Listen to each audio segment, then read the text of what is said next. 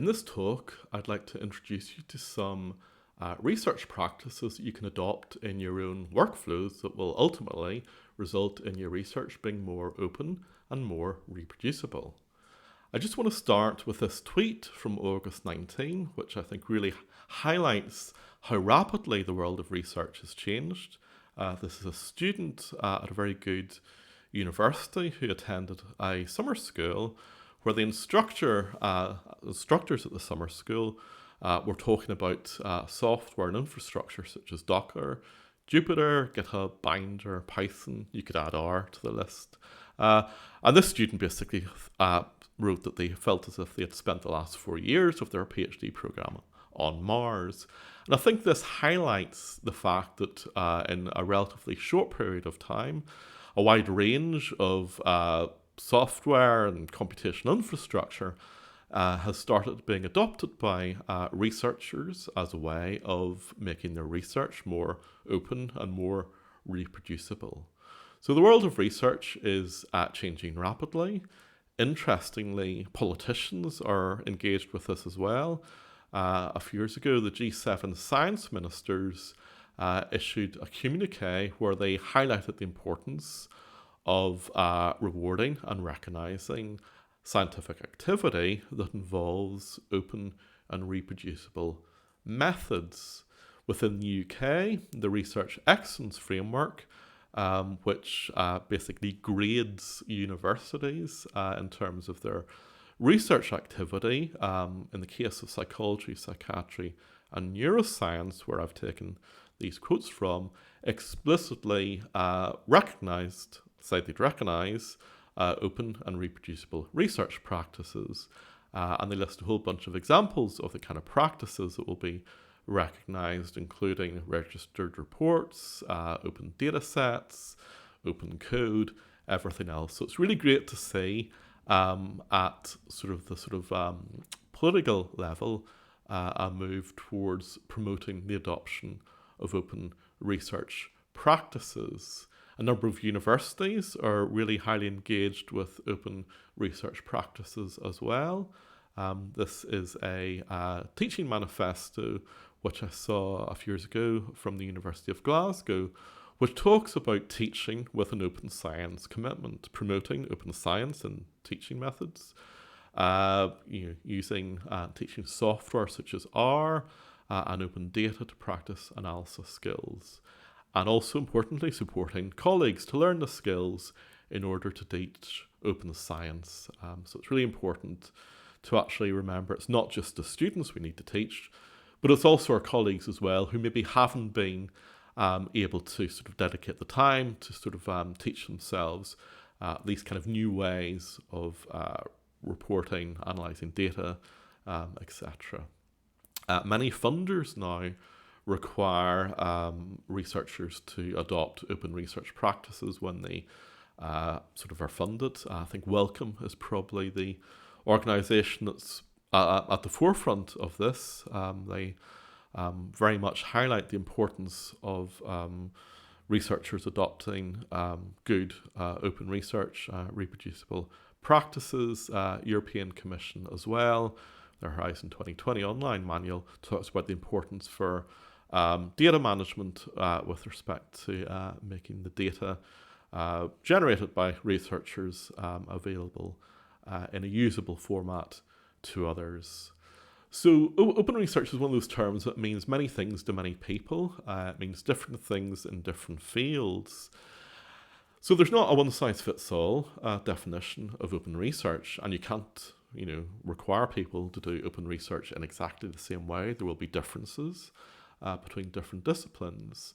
But the kind of open research umbrella includes things such as pre-registering your studies if you're doing experimental work before you actually start your data collection, building reproducible data wrangling and analysis workflows, having open data, having open code, open publications, and community science, where you're bringing people together, and really importantly, being inclusive and welcoming everybody to engage in this open research endeavour.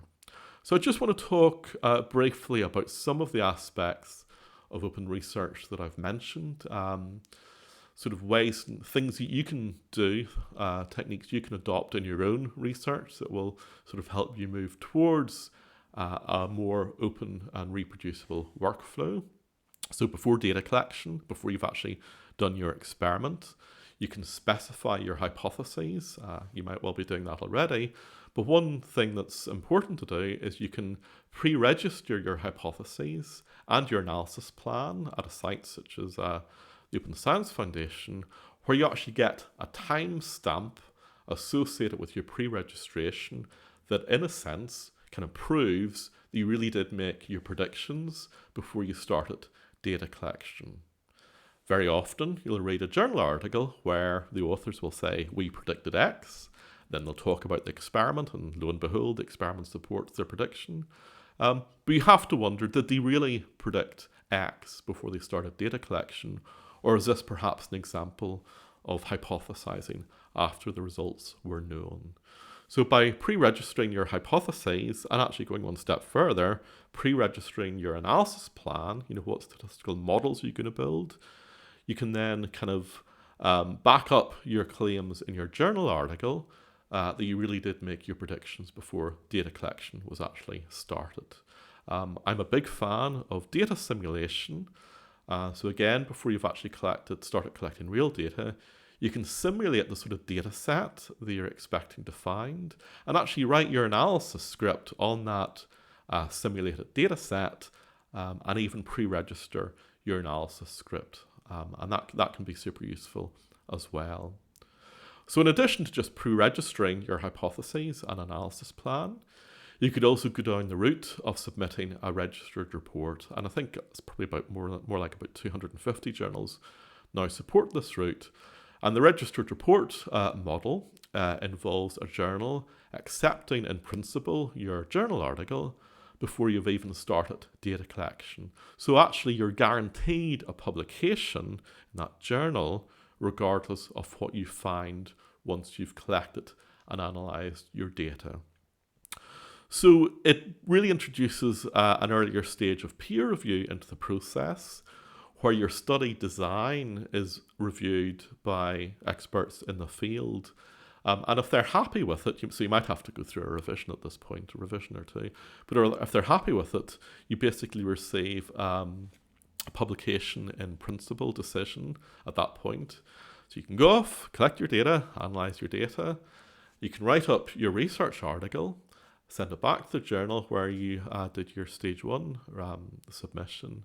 And provided you haven't deviated from what you said you were going to do in stage 1, that stage 2 peer review will just check that you've done that. And then you'll end up with a guaranteed publication, assuming you didn't deviate from your original plan. So for an early career researcher, for a PhD student who wants to ensure they get publications out of their PhD, it's a good idea to think right from year 1 about how you might adopt this registered report route for at least a subset of your PhD. And it's important to note that this doesn't stop any sort of exploratory analysis being carried out. It just means that when you actually do the exploratory analysis and write it up, you make it clear in the journal article that a particular analysis was exploratory. It wasn't pre-registered. So it's really all about increasing transparency around the research process. And over the last few years, registered reports, this was started by Chris Chambers, have really taken off, not just in sort of psychology, but across a number of really influential journals. So that's before data collection.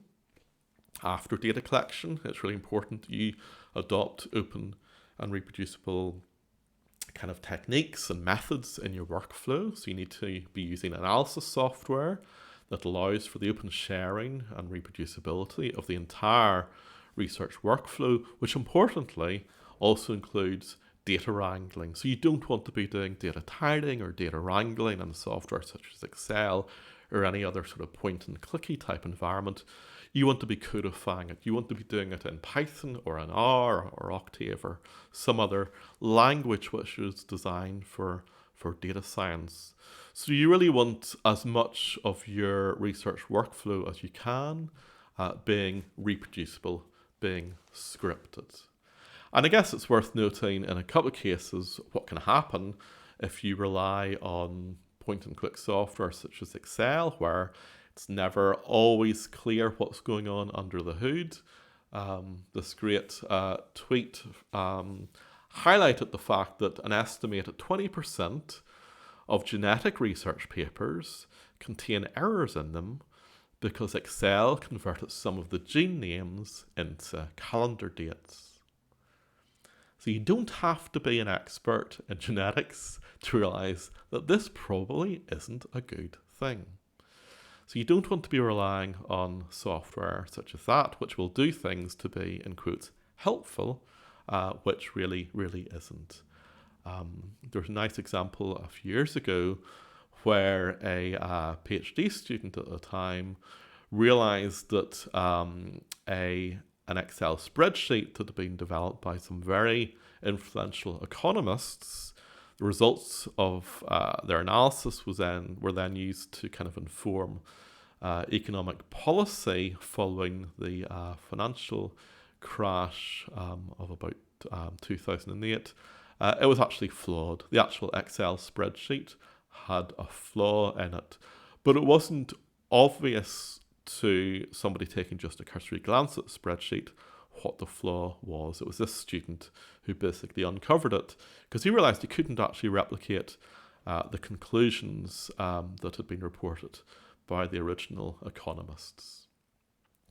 So it's important that you codify your analysis workflow, and you really can't be doing that if you're using proprietary software such as SPSS, GraphPad, or MATLAB. You really want to be going down the open source route using R, Octave, or Python.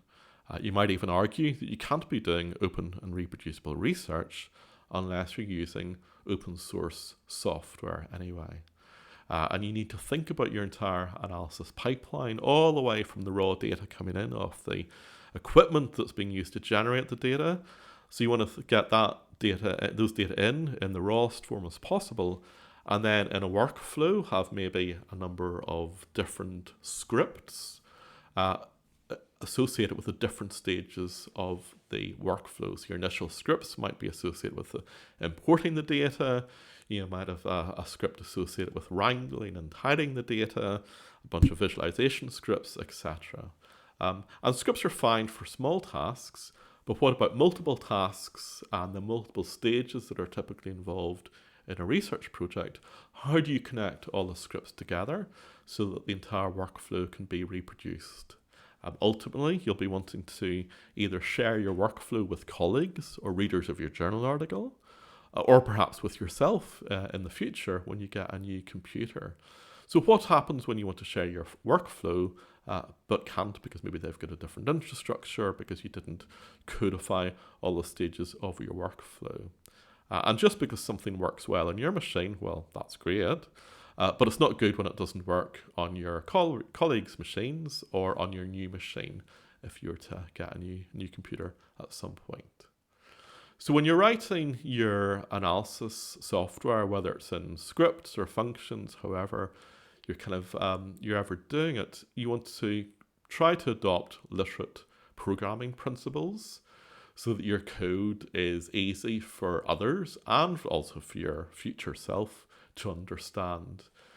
It's remarkable when I look at my own code from just sometimes a few weeks previously, how little I understand about how little I remember about what I was trying to do at a particular point in time. So you really want to get into the habit of having lots of commenting, breaking your code into manageable chunks. Perhaps you can have separate functions, separate scripts. You might have a master script that controls everything else. So you might go down the fully modular route, but you want to make sure that your code is readable and understandable to you and to others. And later in this set of workshops, we're going to explore one example of literate programming using R Markdown, where you can actually generate documents that contain a blend of narrative, the code itself, and then the output of the code, knit it together in a document that could be HTML, could be PDF, or whatever. And the workshops that are all part of this website are all written in our Markdown, and you can actually examine the source code behind each of the workshops by looking at the RMD file that's stored within each workshop repository you can access from the bottom of each workshop page. So it's important, as well as codifying your workflow, your analysis, that you also share your data and code, but also importantly, you add license so that others know how they can use your data and code. So I tend to put everything on GitHub. There are many other places you can share your data and code. You can stick it in OSF. You can put it on GitLab. You can sort of give it a DOI, put it on Zenodo. Zenodo can actually draw from GitHub a repository and give it a DOI. So there are lots of different ways in which you can share your data and code, but adding a license is really important. And this slide just sort of highlights the fact that Zenodo can make it citable by others by preserving it with a DOI. And I guess it's important to do that because some researchers maybe worry a little bit about making their data and code open in case there are things to explore and uncover in their data that they haven't yet done so, and they might be worried that somebody else might, in quotes, steal their findings. But if you make your data citable, well, your data is going to be cited by anybody who uses it. And most cases, because people, I think, tend to be nice people, you'll find yourself actually probably being invited potentially as a co-author on a paper if your data are being used within that paper. So there are 9 principles for open research data. This concordat's really worth having a look at. Open access to research data is recognised as an enabler of high quality research. It's important to recognise that some types of data might need to be restricted, so there might be sort of patient data, confidential data, but it's important just to then make it clear why you can't share your data if some of these limitations imply. Funders need to recognise that making data open and usable can cost money, and this needs to be funded. It's important also to conform to all of the different legal, ethical, and regulatory frameworks, including appropriate acknowledgement if you're using open data. And there are a whole bunch of ethical issues that really need to be taken on board and considered. Good data management is important at all stages of the research process, and you should have a clear research data management plan developed right from the outset. And it's really important that you also curate your data to make it useful for others and available long term. And that data associated with journal articles should be accessible by a publication date. So you really want to make it clear the linking between your journal articles and the data and code. So maybe you'll even have in the paper itself a reference to your data and code, the DOI perhaps generated by Zenodo. So these are a really nice set of principles. It's all about transparency. These top guidelines on transparency and openness talk about all the different aspects of research, workflows that require transparency and examples of what's required for each of those different components. Journals are signing up to these top guidelines. I think so far there are over 5,000 journal signatories, which kind of really hopefully get the message across to researchers that if you're not yet engaging and adopting open and reproducible research practices, you really need to start. Your data need to be fair. See, there's lots of great articles out there about the importance of data being fair. So your data need to be findable. So data need to be findable by computers, in Google search, whatever else. Your data also need to be accessible, not just by people, but also by humans. You need to have appropriate metadata associated with your data set, which will allow others to access it. and it needs to be interoperable, so it should use a formal, accessible, shared, and broadly applicable language to kind of represent the structure of the data set. And you need to make sure that you're providing very clear licenses about how others can use and reuse your data. So there's lots of different licenses you can use. Here are a few examples of different flavors of the CC BY license. I tend to use CC BY for my slide content. It's not always easy to figure out what sort of license you want. There's a great website you can go to where it can actually recommend different licenses to you, depending on what you want them to be able to do with your data and code. I use the MIT license for anything to do with code. It's a very straightforward and permissive license. So there's a good website there to help you decide which license might be best for you. When we're talking about reproducibility and open research practices more broadly, it's not just about making your data and code open, it's also about making your computational environment open as well, such that your data and code are linked together and can be executed, in other words, run by others or by your future self in the same computational environment in which you did the original analysis. We need to be able to share the computational environment with others, and we need to be able to reproduce it, because very often analysis code can break. So code that worked previously now perhaps doesn't run. So perhaps a function in an R package was updated. For example, ls means became em means. So old code using the ls means now simply wouldn't run.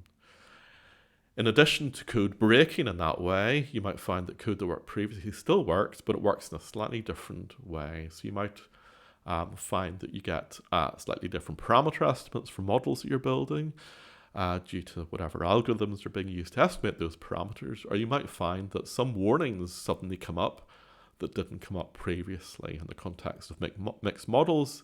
In LME4 in R, there were changes between color versions of LME4 that resulted in warnings becoming much more obvious and explicit. There have also been changes in base R when R moved from 3.5 to 3.6. The way in which random numbers were generated using the sample function actually changed. So even with the same randomization seed, if you ran a script on 3.6 versus 3.5, you'd actually get different random numbers. In other words, suddenly your script wasn't reproducible. And it was interesting at the time on Twitter, much confusion ensued. And if you hadn't read, the changelog between 3.5 and 3.6, you wouldn't have really had a clue what was going on and why suddenly your research analysis, your script wasn't working in the same way. So it's important that we capture our computational environment, and by that I include things like the version of R that you're using, the versions of the packages that you're using as well. So you really need to be able to capture these kind of bits of software plus any dependencies associated with running your analysis, including ones at a systems level. And it sounds, as if this is trivial, but actually try running some old analysis code and be amazed at how many things now don't work quite as they once did. So it's important we kind of capture our computational environment. I mean, you can kind of think of it as like building a time machine. So you can actually go back in time and run your code with your data in an environment that's identical to the environment that you were using at that previous point in time. And the easy way to do that in the context of R and Python and other sort of languages like that is to use Binder.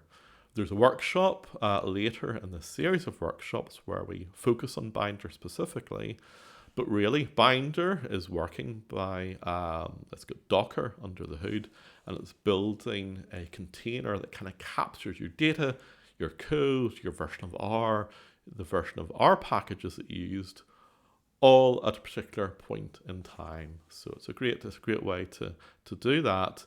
And it'll actually run this environment in a web browser, and it'll generate a web link that you can then share with collaborators and readers of your journal articles so they can basically revisit your analysis.